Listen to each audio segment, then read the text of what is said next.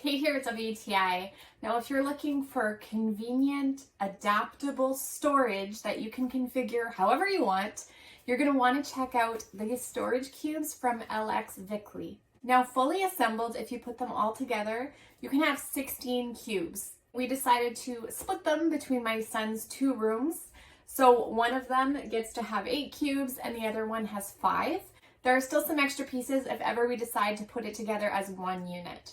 It's so easy to put together. It really doesn't take any time, but they snap in really securely. It's super lightweight, so easy to cart around wherever you need it. It's also wipeable, completely waterproof, so it's great for a kid's room. Each cubby is approximately 1 foot by 1 foot, just a little under. We personally bought some storage bins to go inside. You can use whatever you want to fill in these cubbies. My son also likes to put some of his clothing in here. You can, of course, decorate it and make it look really nice. For us, it is storage. It's so convenient. It doesn't take up a large footprint, and both of my sons can have space for all of their things. So if you're looking for similar, you want extra storage, you want some shelving to put your stuff, I think you'll really like it. Very, very convenient to add to your space, and that's my point of view.